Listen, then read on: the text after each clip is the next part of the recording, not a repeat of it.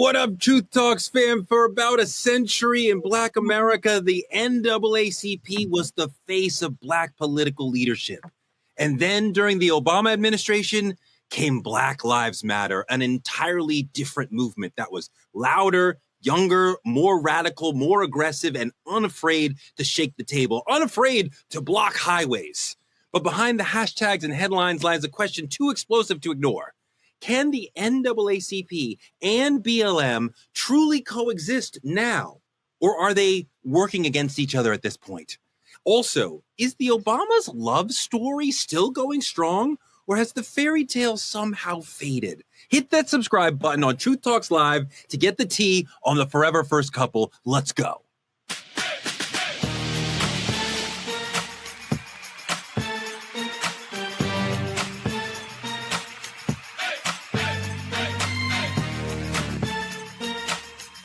Are y'all ready to roll? Let's go. Dance to that music. That music got me going. Hey, truth tellers, you ever have like a coworker be like late to work, but then they come in and they say like really sweetly like, hi, and it's like so sweet you kind of forget that they were late? Unrelated to that, Dr. Sarah Fontenot is here finally. How are you? Completely unrelated.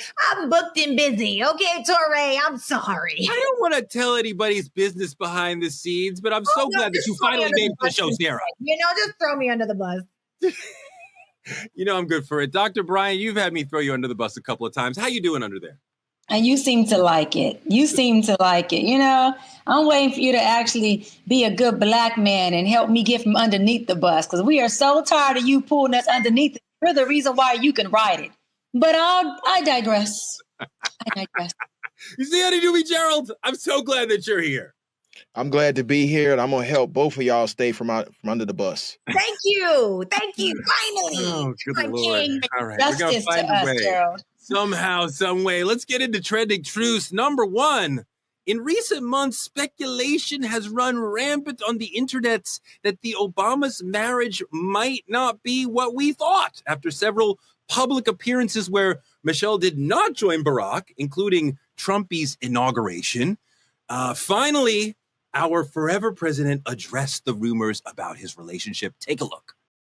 Barack Obama join us. Barack Obama, can you join us on Come our on set? out here, brother. Welcome to IMO. Look at you. How are you? Wait, you guys like each other? Oh yeah, really, huh? That's so The nice. rumor mill. It's my husband, y'all. She took me back. Now don't start. I can't. It was touch and go for a while. It's so nice to have you both in the same room I together. I know, because when we aren't, folks think we're divorced. Look, Dr. B, why are Black love stories like this constantly put under a microscope? This relationship is a beautiful one. They were making time to have dates while they were in the White House. I was so inspired. Do we want to see them break up or something? No, the Obamas, they are the Black love story. The Black love story. I mean, come on now. I don't think that they are divorcing. I don't think it's anyone's business. I think that they're going through what married couples go through. It's called different seasons.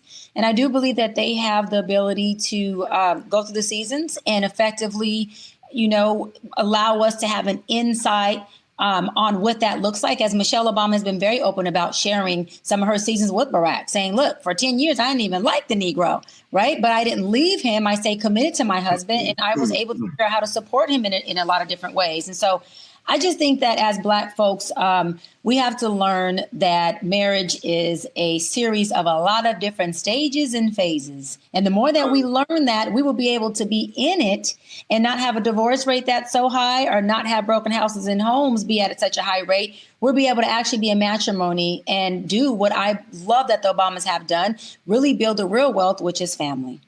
I am let a lot of shit go on this show, but my former president's name is Barack. So let's at least give him that respect that he became the president to say his name properly. Oh my God. But look, when I see Michelle and Barack not together at the Carter funeral, at the Trump inauguration, I'm like, you go, Michelle, because she cannot show up and send a message for both of them that we repudiate Trump and Trumpism in public in this way.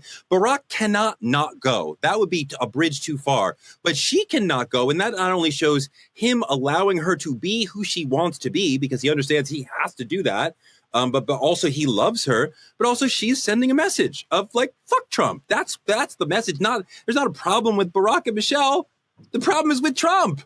Sarah? Yeah, and you know what? Even if she did want to be there, and even if they were going through troubles, the fact that they can come together and pivot to stand as a strong home front in front of all the people is what I think is most important. But if that weren't the case, Michelle is a powerhouse on her own.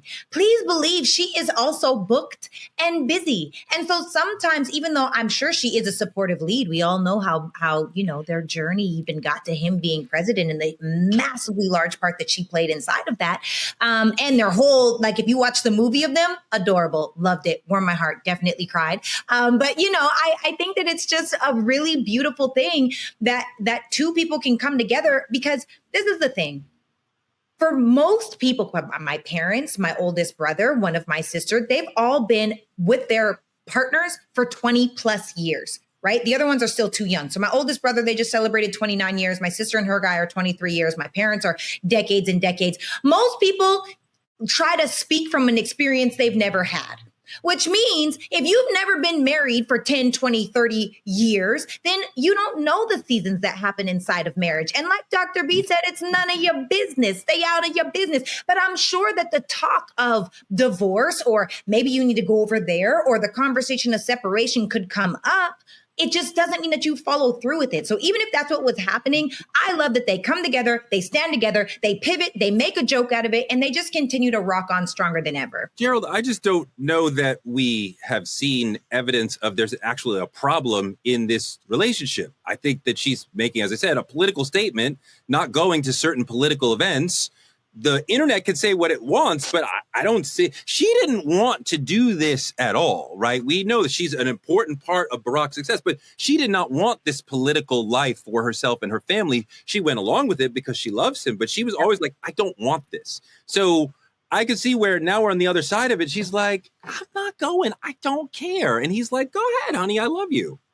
Yeah, I mean, you got to understand, they're on the backside of the public life sphere, and I don't think that she wants to engage in it. I don't think there's an issue in their marriage. I think it's a very strong marriage. He was literally just on her podcast having a joke about all of this. And so I think the internet's making much ado about nothing. Yeah. They're in a very strong and committed relationship. She is a powerhouse, a Black woman on her own, and she is exercising her agency. I don't blame her for not wanting to go to the inauguration. Have you seen what about her on the internet? You want to be a part of that? And then secondarily, sometimes in a marriage, you just need your own space, your own life, and she's entitled to do that. This is her expressing what so many of us feel. Fuck this motherfucker, right? And she can do that, and she can say it in her way, and I hear her. I'm not looking at their relationship. I'm looking at her making the statement that we all want to make.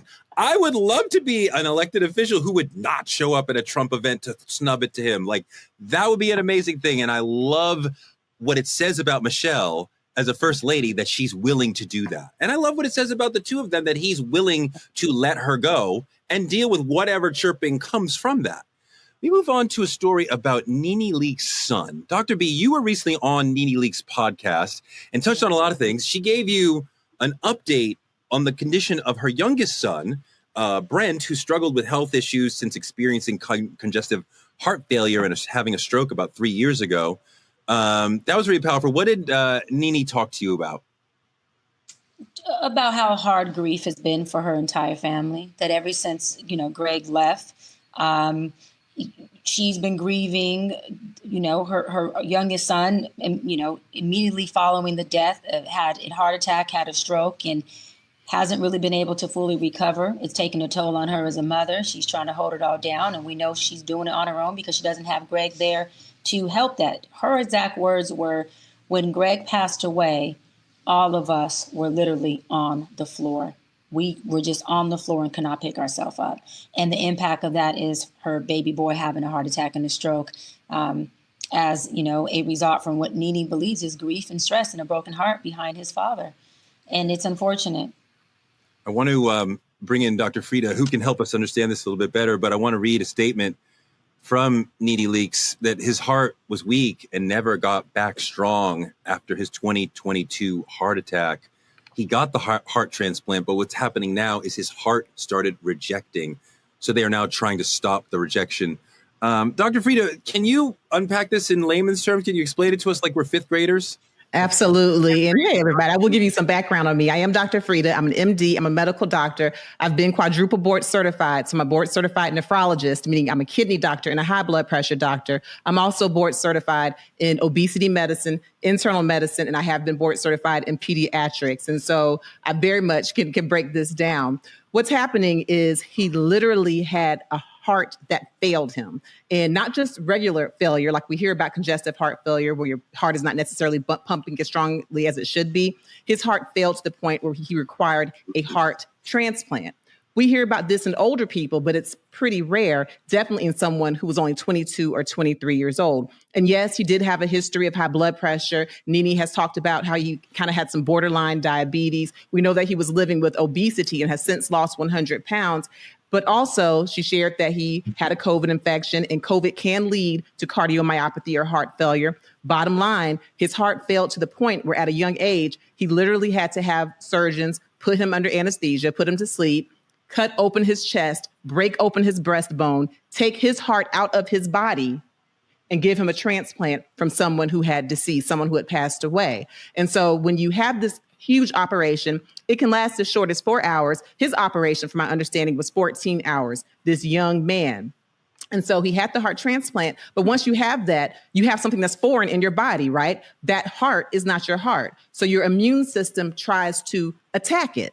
It tries to attack it just like it would attack bacteria, viruses. And in Brent's case, and what Nene was sharing, is that now his heart is under attack by his own body, and it is rejecting, which means that he's very, very sick and has been in the hospital for months. And though people don't love to talk about life expectancy because it feels pretty gloom and doom, truth of the matter is that when you have a heart transplant, for the first year, most people will survive and live, like 90% of people. But even in the best case scenarios, usually heart transplants only last 10 to 14 years. So Nene's having to deal with the stress and facing the mortality of her own baby son in his 20s. Sarah, tell mom you're going to call her back. Dr. Frida, Brent is young, and we see a lot of young people with mysterious, almost fatal diseases. Is something going on? A lot is going on. And I'm telling you, the CDC just released a report that in young people ages 12 to 17, pre-diabetes has increased up to 1 in 3. So in other words, just 5 years ago, pre-diabetes in young people happened in about 18% of them. Now, in just a few years, the pre-diabetes has gone up to 33%.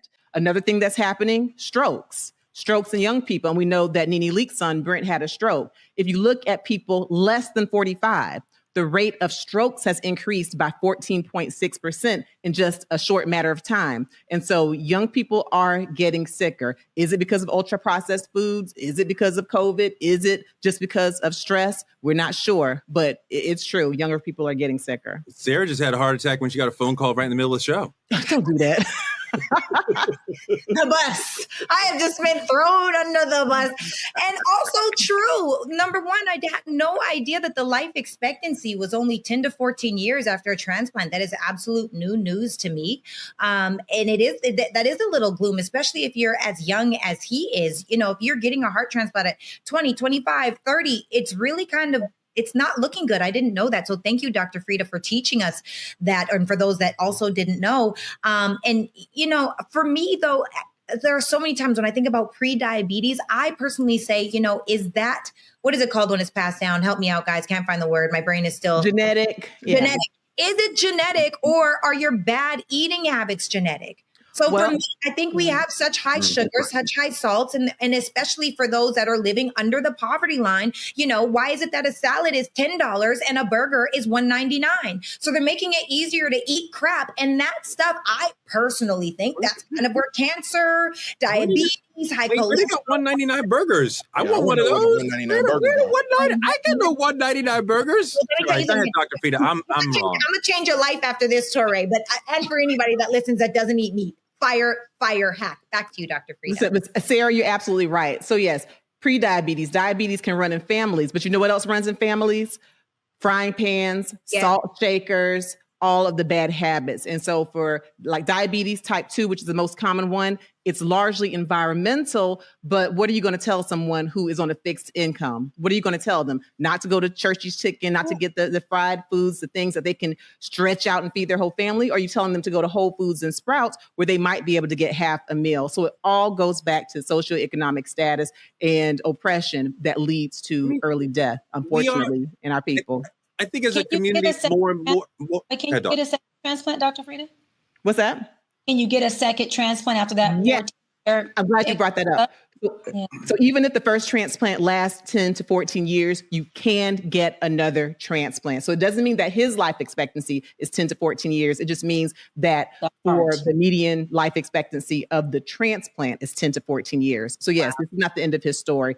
It just complicates his story. Good.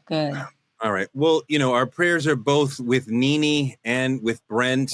Thank you for catching us up on that, Dr. Frida. Moving on from the heartfelt to the man who has no heart. Hey, everybody. Judge Lauren Lake here. Listen, I need you to head on over to YouTube weeknights at 8 p.m. Eastern Time. Why? Because your favorite judge, I'm one of the new co-hosts of Truth Talks Season 2. And guess what? We're live every night at 8 p.m. Eastern Time on YouTube, only at Truth Talks-Live. I'll see you there. In politicking, the Trump administration is about to destroy over 1 million pounds of emergency food. We're talking high energy biscuits that could have fed 1.5 million starving kids for a week. But instead of feeding folks, they're going to set it on fire just because Biden's name is on the receipt. Look at this. The article suggests that 500 tons of food purchased by the United States to the tune of about $800,000 months ago that are nutritional biscuits designed to stop children from starving have been in a warehouse in Dubai for months and months and months. Senator Rubio has testified about that both here and in the House, that he would make sure that food purchased to keep kids from starving would not be allowed to spoil. The article suggests that this food is on the verge of spoliation and that the U.S. has not distributed it, but is instead planning to incinerate it. The heartlessness of incinerating so much food when there are starving people in the world is just disgusting and gross and horrifying. And this comes after DOJ ordered the dismantling of USAID. So the food has been sitting in ports for months. Yeah. This is hateful. People are literally starving. White people too. I know Dr. B cares about that. And yet we are destroying food that could make their lives a little bit better. This is part of what America has been part of for decades, making life better for other people in other countries so they think better of us. That is valuable for our safety and our foreign policy. What does it say, Gerald, about America that we'd rather destroy food than let underserved people eat it? It shows that we've turned from a country that has empathy to a country that is punishing the rest of the world for being brown. And I think it's just horrific that we would allow this food to spoil. It's already been paid for. You can distribute the food. Who cares whose name is on the food? And my question is, how is the food sitting in a warehouse for this long and not have spoiled already? So that's a secondary question. But I just think it shows the lack of empathy of this administration to allow the food to spoil instead of giving it to countries that need this important sustenance. Sarah, this is where you see people putting politics ahead of service. That did you get into politics to say, look at me? So you're going to reject sending food because somebody else's name is attached to it, rather than getting into politics to serve others. So let's make sure these people eat. Yeah, no, I definitely agree with that. And I know I'm the most conservative voice on here, but my question is sometimes at the ports, those big bins get backed up and sometimes they get confused and maybe I mean, how long were they at the ports? Why did they let them spoil? These are all great questions. And still, my other question is, did they get confused on the lineup? Or is this another opportunity to point out, oh, all this food went bad? Was this Biden trying to be like, look at all the good things we did, and he didn't follow through? I just have more questions before I'm ready for the outrage, to be completely honest. So you could see a ton of food sitting in a port, and you're like, well, I have questions? No, it's not questions about we just give them to poor children. No. I think that things get confused in ports all the time. I think that things get mixed up in ports all the time. I think that people wrongly label things at ports all the time. And because these things happen, my question is that because of this? Or was it sheer neglect, sheer ignorance? Because I don't know the answer, I'm not ready to say, oh, or we're just starving Black and brown people and they deserve this food. Of course they deserve this food, but was this intentional? Or was this proof of negligence? Was this proof of somebody that's not doing their job? Was this proof of bad labeling? Was this proof of overworking the docks and not enough support or laborers to work there? I have more questions. Doc? I don't know what the hell she's talking about. Love you, Sarah. I don't know what the hell she's talking about. But what I'm going to say is I do not think Trump gives a damn about feeding anybody but what's at his table. And what's at his table being served is money and power. I don't think he cares that Biden's name is on it, Kamala's name is on it, my name is on it for that sake. He can care less. If the food was spoiled or not, that's not of his concern. Trump has an agenda, and I think that people who did vote for him are seeing that even them are not on his agenda, and the ones like us who didn't vote for him understood that from the fucking beginning. And so am I surprised at another one of his very narcissistic, selfish, dictatorship, I don't care who's eating if you're not at my table, tactics? I'm not surprised at that. And let me go a little further and I'll wrap on this. Elon Musk was at his table. He all of a sudden stopped caring about what Elon Musk was eating and threw him underneath the bus, and their bromance end up in a divorce and a frenzy. So do we really think he cares about feeding anybody some biscuits? Who's starving? No. For sure. Hit us in the chat if you think the government should have made that food available to people who would choose to eat something that's expired. We know how long those biscuits would last instead of going hungry. It's Frank Ski, and I'm joining the cast of Truth Talks and bringing all my truth weeknights, 8 p.m. on youtube.com/TruthTalksLive. Let's move on to our main topic, the NAACP and BLM. This episode is going to rip the mask and expose the uncomfortable truth about Black leadership, generational division, and the battle over who really speaks for us. For decades, the NAACP played the political game, shaking hands and signing bills. Then came BLM, marching in the streets, burning systems, capturing hashtags. They also played the political game, but they did it their way. Now people are saying, who really speaks for Black folks and who's just here to cash in?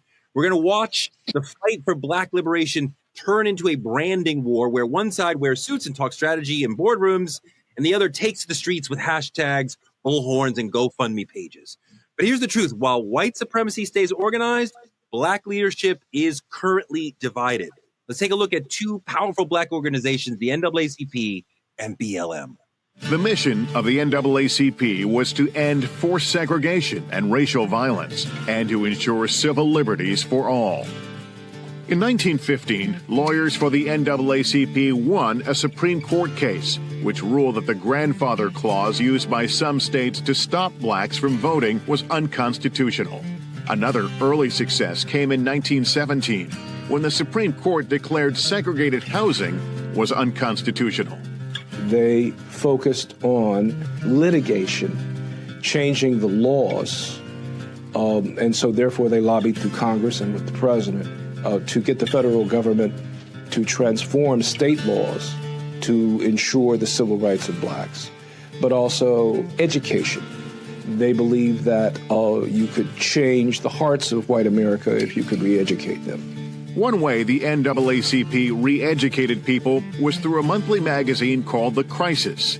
The magazine, edited by W.E.B. Du Bois, served as a newspaper, a literary review, and a voice for the rights of men irrespective of color or race.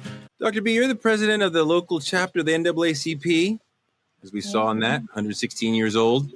Sure does seem like the NAACP has gone a little soft and is not quite meeting the moment that we've had the last 15 years the way that BLM is.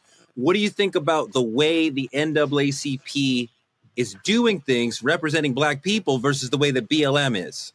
I think that people have a big disconnect on their education on what we do as NAACP and what BLM does. NAACP, to the gentleman's point in the video, is we are more internal. We are changing things systemically. We are into legislation, lobbying, litigation, laws, and that is what we do. So a lot of the change that we have already been a part of and continuously are and advocating for is done in a way that folks are able to experience the benefits of it, but they're not always able to visually see it. Black Lives Matters, which is a great organization as well, they're more boots to the ground. They won't even meet with law enforcement whatsoever. They will not have a meeting with law enforcement. They're not going to have that conversation. They protest. When we were in a meeting with our chief of police at LA for LAPD, all of our presidents and our regional, they said to us, well, BLM won't even meet with us. That's not what they do. And so I think that the confusion comes in where a lot of folks are bleeding the two. They're bleeding BLM with NAACP, and we are two organizations that fight for the rights of Black folks and human rights, but we do it in a different way. Is one better than the other? No, I think they're both needed. I think we need the protests and we need the boots to the floor. We need the noise. We need that. We need the resistance. So we're not meeting with you until we get things that are different. But we also have to have people who are creating laws, changing laws, because we do live in the law of the land. And if we don't have laws that work for us, then we don't have anything that we can use in a court of law that brings us justice, because it is the law that we have to follow. It's not just protesting in a voice that people are going to adhere to. Gerald, you run an NAACP chapter as well. If I said to you, okay, BLM's prime focus over the last 10, 15 years has been reforming policing, and the big thing that they've gotten out of that is body cams. We can argue whether or not how successful that is, and that's made some differences. In some ways it has not. But that is something tangible that they can point to. They also would say we have changed the mind of the world in terms of saying police violence is a systemic thing. They are not independent incidents, but they are one thing. So now they have media and politicians understand this is what that's BLM's big thing that they've accomplished over 15 years. And before you answer that, Gerald, let's go to a video clip real quick of BLM so that at least the viewers and folks in the chat can get just some context on both. Why is Black Lives Matter important for the U.S. right now and in the world? Black Lives Matter is our call to action. It is a tool to reimagine a world where Black people are free to exist, free to live. That's Patrisse Cullors, one of the founders of Black Lives Matter. Go ahead, Gerald. So first and foremost, I respect BLM. I was there at the founding in Atlanta for the BLM chapter in Atlanta in 2015. And so they've had a 9-year run here where they've done some great things. I would push back on the fact that they were the ones that achieved body cams. That was a Walter Scott case, which is the South Carolina State Conference of the NAACP. So in the last 10 years, you've seen the NAACP change the course of American history in the state of Georgia by sending two senators to the House and to the Senate and flip the course of power and also elect Joe Biden. So that's just one of the things we've done. We've won so many Supreme Court cases, including the most recent one in Georgia, where we stopped the illegal transfer of voting rules with the state election board. So we have been doing a lot of things that we can point to definitively. You can also point to the Ahmaud Arbery case, which precipitated from the Brunswick NAACP. But what I want people to understand is there are two different tactics, and both are necessary. The NAACP has been around long enough to see the SCLC and SNCC employ the same tactics as BLM. The question for BLM is, are they going to exist in another 10 years because of the internal strife that continues to happen inside of BLM? Some of the internal strife that you're referring to is actually counterintelligence, that their enemies making them look bad and saying things that are meant to embarrass and discredit the movement. That's how any movement would work. So even when we're talking about Patrisse Cullors, we just saw, bought a $6 million house, and this is widely portrayed as mismanagement. A lot of people live in and use that house. I know this sister. She is the farthest thing from took the money and bought a big house and ran. I know the women around her. They would never allow that. I know the people that work with her. Like there's no sense of that. This is a Black Lives Matter communal space for tons and tons of people. So this $6 million house has become this big thing, this sort of discrediting thing. They've misused the money. That's not fair at all. But I want you to talk about your sense. I feel like, and I want to press this further with you guys, that the NAACP is old school, the tactics, the goals, and BLM is doing it the way that we need to do it today, much more aggressive, much more on the street, much more tactical. Sarah, what do you think? Yeah, I agree with you, especially as far as the pushback that they're getting from other people, because one of the things, if you're using a house to house people, to help things, to do events, to do fundraisers, whatever that may be, that's great. And these are actually plays that the white man does, right? I don't think that there's anything wrong with that. But I do think that there are very clear seeds of doubt that have been planted. And I think that the NAACP has on their side that they have a longer and a deeper foundation because they've been around for over a century. So yeah, you could ask the question of, will it be around for 10 years? And that's an easy question to ask when, they've only been around just over 10 years. I also think that when you start looking at BLM, you have people that have planted the seed. I don't know if you guys heard it, but did you guys remember when they said that BLM was founded by a white man? And it almost created this divisive experience for the Black person of, do I even want to support BLM? Or is this just the white man's opportunity of getting us all fired up again to not even get a difference? I don't know if you guys heard that. I definitely heard that when I was living in LA. Well, I don't do conservative internet, so I wouldn't. I don't either. Okay. But we've been clear that it's 3 Black women who founded Black Lives Matter. Wake of the death of Trayvon Martin. I'm not saying that that's not the truth. What I'm saying is these are the powers at be. When George Floyd happened, a lot of the people were saying, as far as Black Lives Matter go, as far as when we were out here when we were parading in the streets, when we were doing our peaceful protests in the streets, a lot of people were saying that this was a company that was owned by a ultra wealthy white man, which makes someone possibly say, hey, maybe BLM isn't what I thought it was. Maybe I should be paying more attention to the NAACP. So to your point, Torre, I do think that there have been more seeds of doubt planted for BLM because they've been around for a much shorter period of time. But I do think they're more aggressive. I do think they're more strategic, and I do think they're more tactical. Gerald, one of the moments that really disappointed me about the NAACP in recent years is around Trump. The NAACP of old could be counted on for proverbial pushback against social injustices. And now people are like, maybe they're too slow, too corporate, out of touch.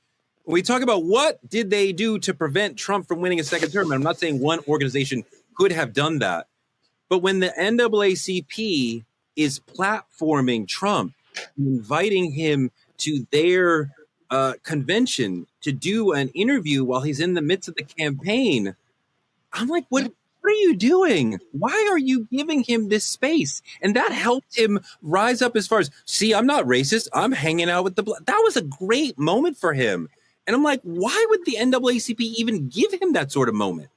Well, first off, we didn't platform him. We invited him, as we've invited all presidents, to speak to our membership, and he declined. So I'm not sure when you were referring to him coming. And most recently, the 2025 convention, we disinvited him. That was major news. It was all over the internet. Disinvited him because of the attacks on civil rights. So I would push back on a little bit on that, whether or not we platformed him, because we didn't. We invited him in 2016. He decided not to come. We invited him in 2015. He decided not to come. And now we disinvite him in 2025.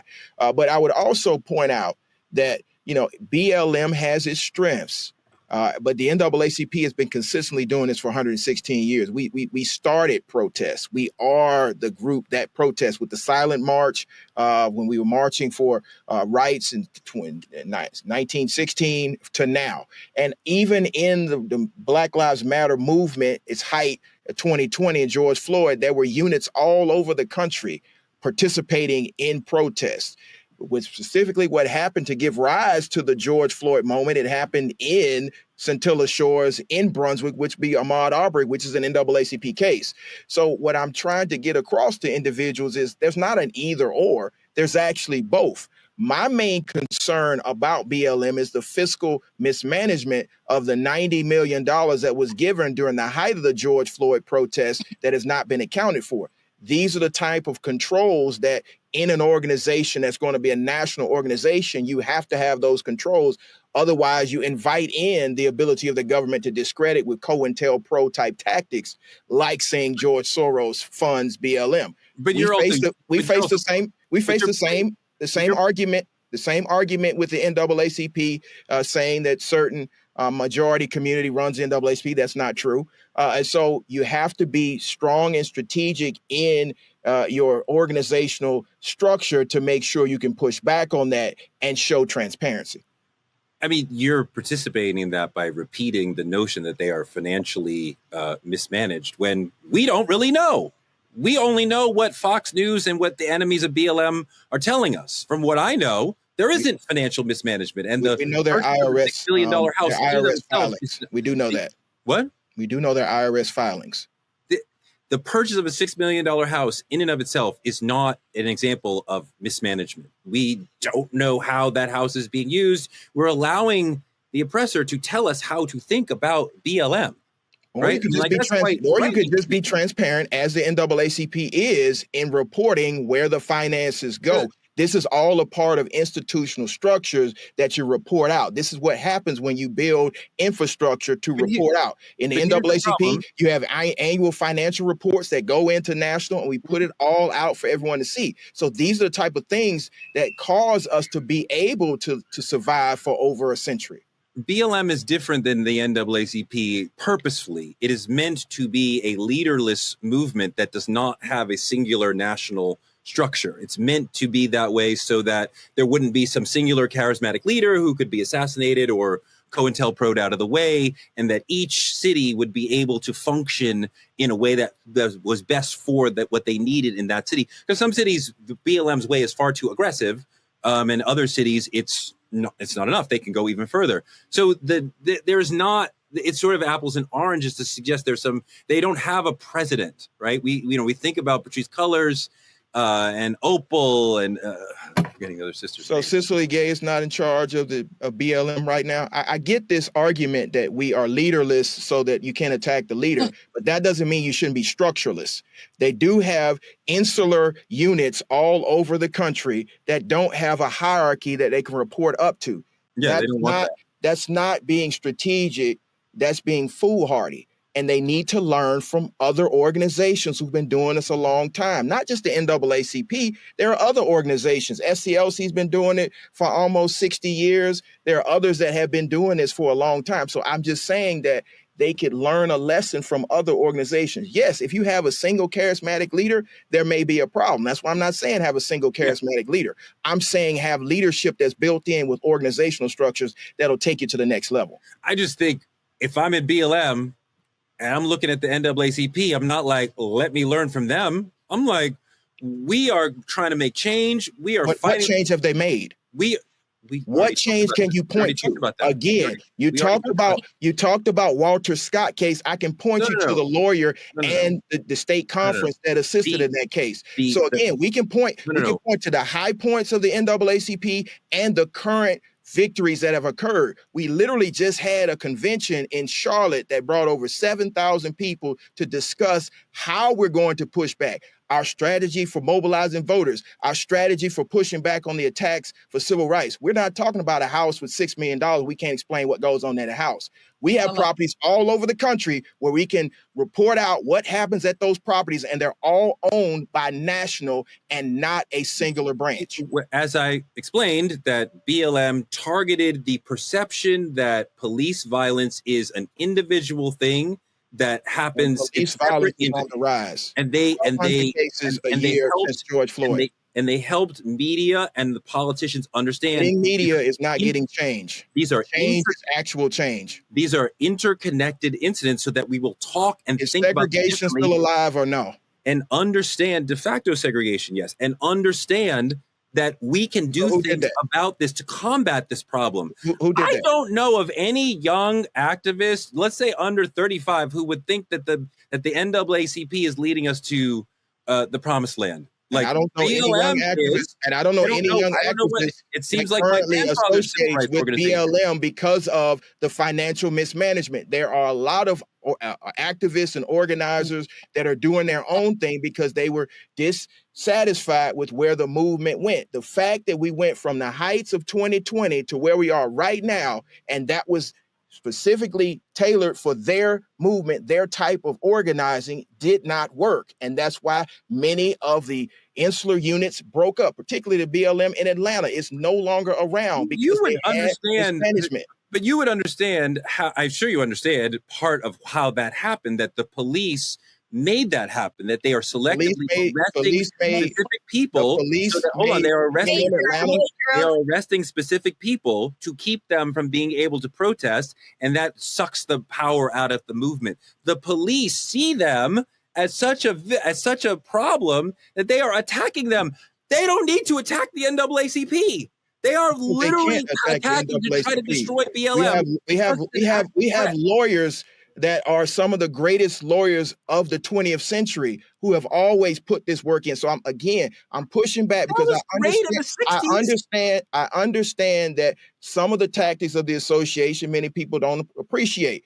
But you cannot argue with sustained success for 116 years that have caused African Americans to advance to the point we are now, that we can even have this discussion on this platform. We're the only ones calling Elon Musk to the table right now in Memphis for the pollution in the community in South Memphis. So again, I can point to deliverables for the NAACP. But Gerald, go on and mention the multiple Trump lawsuits that we have, and two that we won. We won lawsuit.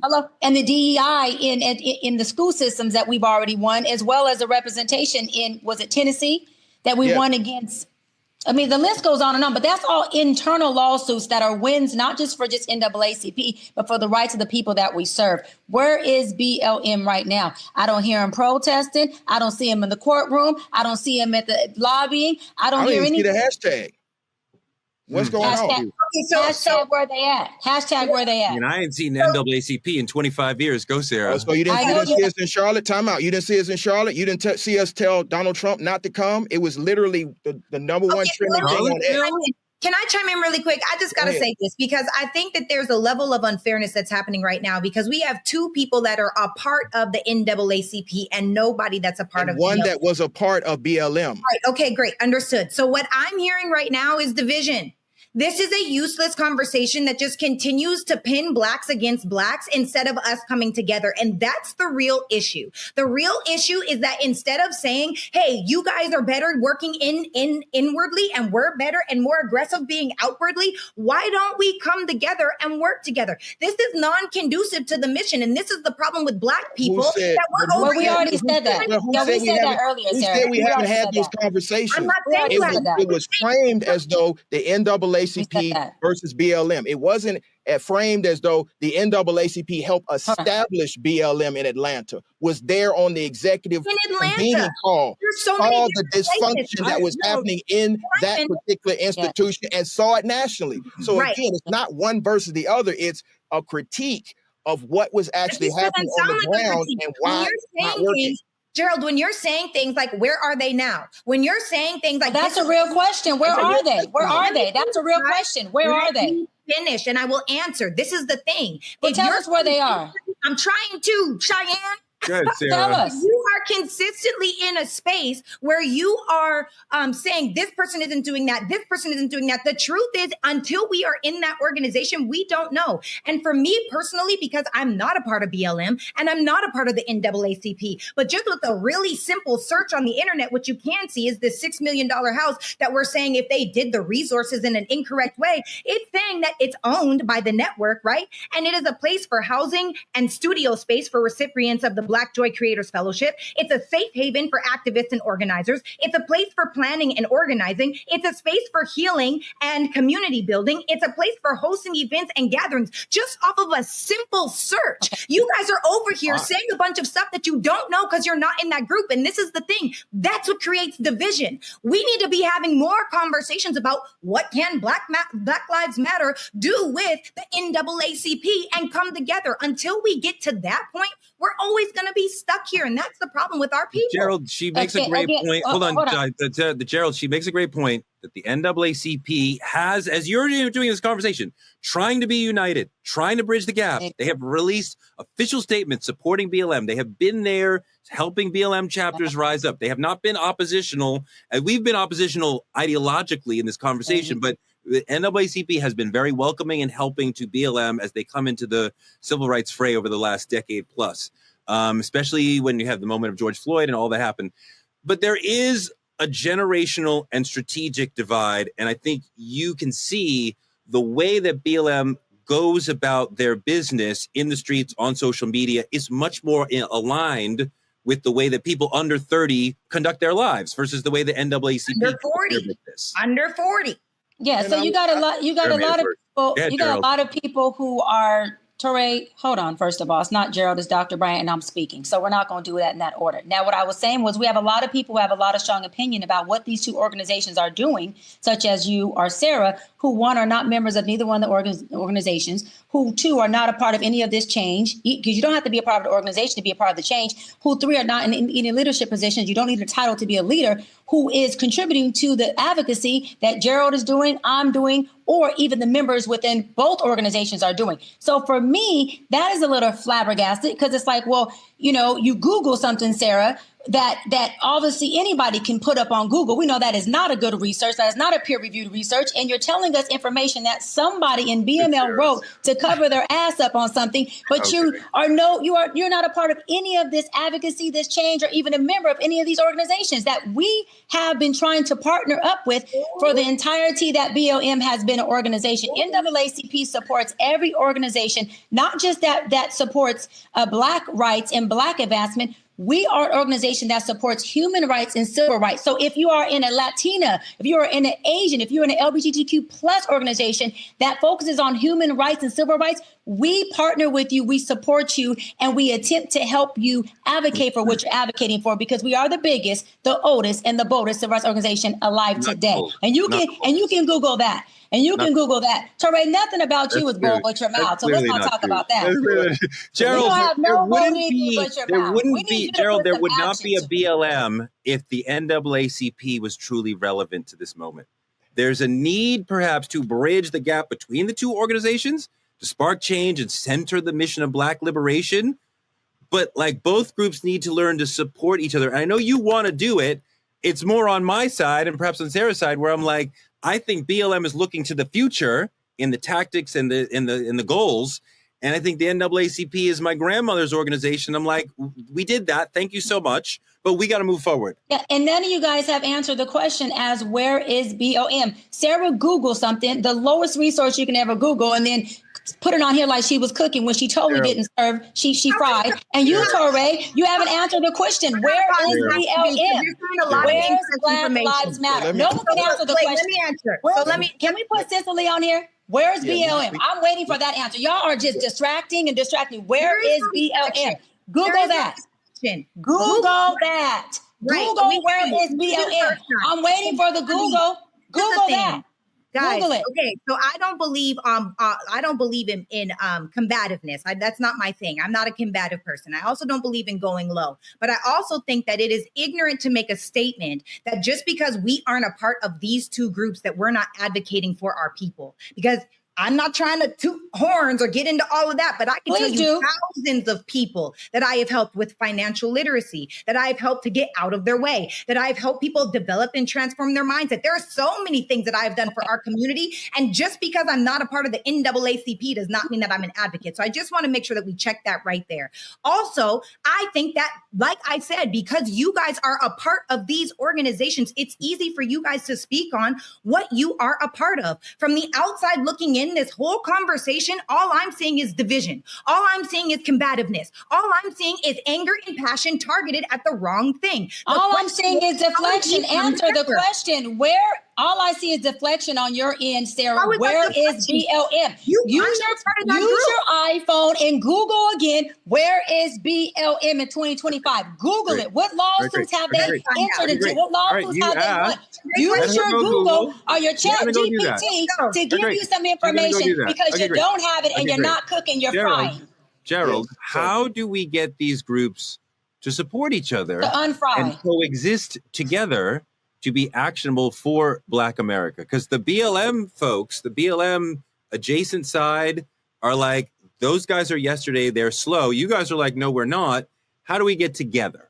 So we sit down with Hawk Newsome and Cicely Gay, which I know very well. And we have a conversation. Love Hawk. The door's always open. Again, when you're an activist and you actually do this, you know everybody. And so for them to say there's no centralized leadership, there is centralized leadership. You're not fooling the FBI or anybody else in thinking that they're not doing COINTELPRO against you. So sit down, let's have a conversation. Let's see how we can coexist, where we can help you with institutional constraints and structures to make sure there's no allegations of misappropriation. And let's get to spending the $90 million that was given during the George Floyd protest for the betterment of the community, not a house. We need to actually build housing for the entire community.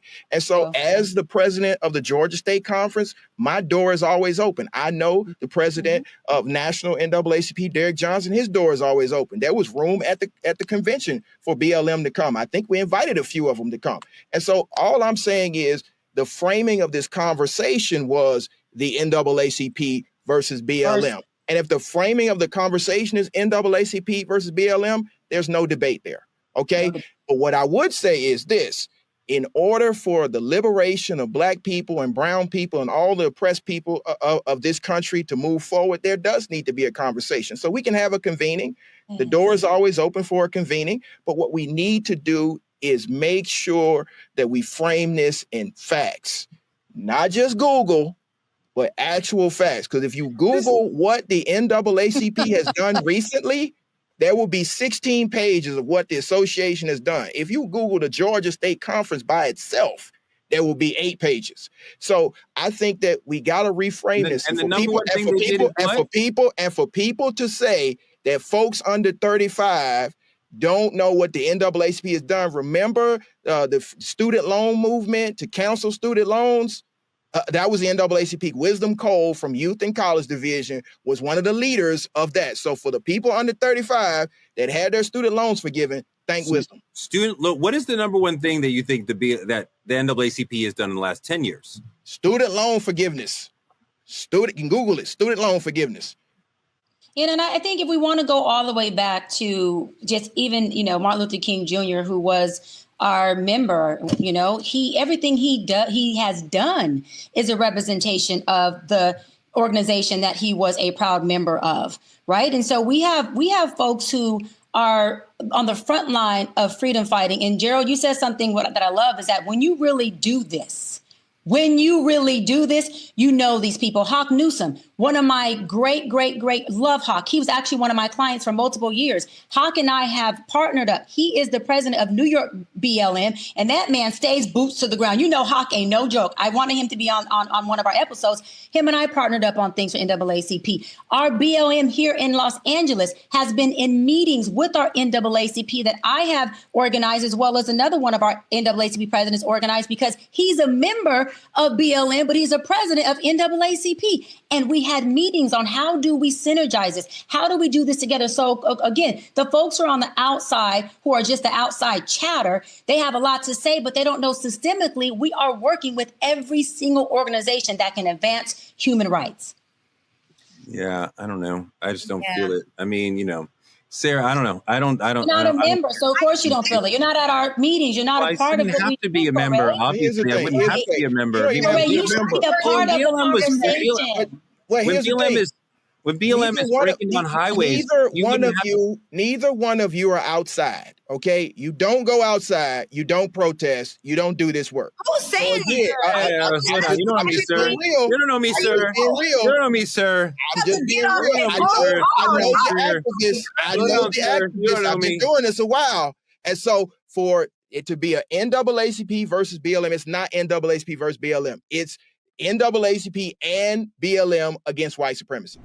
What's up, Truth fam? It's your girl, Cheyenne. And yes, season 2 of Truth Talks is here, and we are turning up even higher. Yo, it's your man, Toure, the newest co-host on the set, and I'm bringing heart, heat, and hard truth every night. And we are keeping it all the way fire. Ain't no filters, ain't no fluff, just straight facts. Y'all know how we do. So stop scrolling and pull up to our YouTube at TruthTalks-Live. Like, subscribe, and smash that bell. And after you do that, join us because we go live weeknights at 8 p.m. Eastern on all the coasts. Wherever you are, from culture to controversy, we say what everyone else is scared to say. We talk truth. Season 2 of Truth Talks. Let's go. Because this time, we ain't asking. We're taking the mic. We offered for you guys to come and not only, you don't have to be a member, but to be a part of the conversation, because you don't have to be a member to be at our meetings. You don't have to be a member to even just be a part of the conversation. We're saying, come get the experience and hear what we're talking about. See if there's something that you can be a part of. If not, we still support you because our organization is meant to advocate for folks like you. So we still have your back. But if you want to be able to have some knowledge that you really understand, come to a meeting, come to a conference. You can email me about what is going on locally in your area that I can tell you to be a part of. One thing about NAACP, we are really a family. If I know someone calls me from Atlanta and they need something, I'm sending them directly to Gerald. If I know someone in North Carolina, I'm sending them directly to that president. We are a family over here, and we will put you where you belong. And we want people to be involved. We want membership to help our organization so that we have more boots on the floors. We have more people who can advocate. We got people who can go lobby for us. We got a whole system that we have in NAACP where, again, we cannot do any backdooring because we got to report all of the things that come through our front door. We are held accountable in this organization. Gerald, I kind of would like to come to a meeting, but I don't have any hard shoes. What do you need hard shoes for? I don't have like a suit. Like you know what I mean? I'm like, I don't have. This is a European way of thinking. We were outside. On Thursday when we were outside for John Lewis, who was a member of the Atlanta branch of the NAACP. To good trouble lives on. Did I have on hard shoes, or was I outside with an A hat cocked to the side and my Jordans on? Again. If you really do this work, you understand it's not 1960, it's 2025. The association is outside, the work is outside, and we're going to continue to do the work outside. Look, now, can I just jump in one for really quick? I just got to say this, because the same way that ministry can be done outside of the church, advocacy can be done outside of organizations. Okay. Sure. It's feeling real judgmental over here. And I heard what you said, and I appreciate. Let me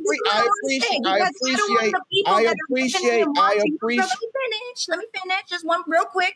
This is what I'm saying. I don't want the people that are listening to this call to be thrown off like, oh, I'm not a part of NAACP. I'm not a part of BLM. All of a sudden, I'm not nothing. I don't do advocacy, because that's not the truth. However, I just want you guys to know that's what it sounds like to me. And y'all can let us know in the chat if that's what it sounds like, but that's definitely what it sounds like to me. Sir, you're conservative. What are you talking about right now? What are you talking about right now? What are we doing? She's making a good point. My point is that we get to understand, whether it's BLM, whether it's NAACP, or any other organization, what does Black freedom and that movement in 2025 even look like? Because college kids, let's just call it, it is what it is. College kids aren't checking for each other. They're just not. And there's a huge level of disappointment. So what difficulties do we have to overcome together? Forget the name of the company. Forget that you guys can run down all the things that you've done. If we had Cicely on this call, I'm sure she could run down all the things that she's done. The question is, what can we do together? What's the unified plan? I love that, Sarah, because we have college branches too. We also have college branches, and college kids, they protest, and we have college and high school kids who actually were at the forefront and organized our entire George Floyd protest here in Los Angeles.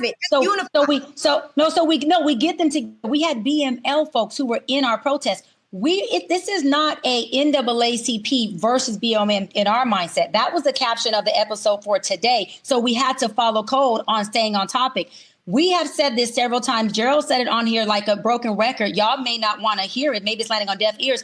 We are open and have worked with BLM and any and every organization who is focusing on human rights or civil rights. That's what we do. They stand on our shoulders and we invite them to stand on our shoulders. What we're saying is, as an organization that was born in 1909, February freaking 12th, we are going to make sure that we also stand on the respect that we deserve. You can stand on our shoulders, but just like we have to give our ancestors the respect of standing on their shoulders, they're standing on ours, but we want to help. We're not saying they're standing on ours because we're better. Gerald. What we're saying is both are needed. Gerald and I both said these two things. We said both organizations are needed. We need people with boots on the floor. We need that noise. We need to bring awareness. Hell yeah. And then we need to be in the courthouse going, you hear that shit out there? You're going to pass this legislation. You hear that shit out there? We're going to create different laws. You hear that shit out there? You're going to make sure justice is showing up in our cities and in our communities. They both are needed, just like we need people like you and Teray and the people in the chat. Even if you are not freaking a member, we still want your leadership in your communities. You don't need to be a member. You don't need to have a title. You're responsible for your neighborhood, for your community, and for your household. And show up in that. Gerald, with social injustice, we're on a sort of, there is a way that we do these things quite often.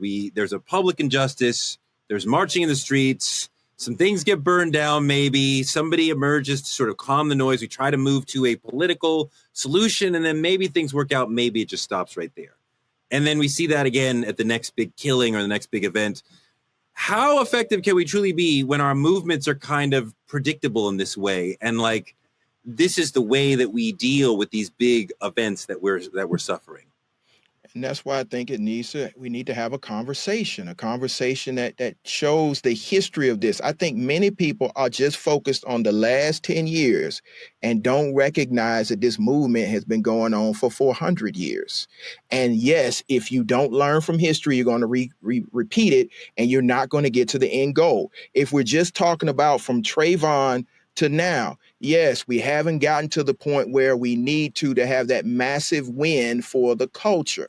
And that's why it's incumbent upon the newer groups getting with the older groups to compare notes to how we get to legislation. George Floyd's protest would have been successful if there had been the passage of the George Floyd Justice and Policing Act. You never protest and not get legislation or litigation to end the issue. And that's the problem. And so that's why when we have these conversations and you talk about the tactics of BLM as opposed to the tactics of the NAACP, it shouldn't be an either or. It should be a combination of both. Dr. King knew that because he was the youth council president of the Atlanta NAACP, and his father was one of the first presidents of the Atlanta NAACP. That's why the history is important, and that's why we're grounding this conversation in history. I mean, the history is extraordinarily important. I don't feel like you guys are representing the modern movement and the modern challenges with the tactics and the strategy and the way that it needs to be approached. I don't know that you're winning over the next generation to make them want to be activists. A lot of BLM people I see are giving over their entire lives. Like, BLM is not like an organization for them. Like, this is a lifestyle. It's a 24-hour-a-day thing. And so it's Megger didn't have a lifestyle where he gave everything. It's a much deeper attempt to try to change your entire world.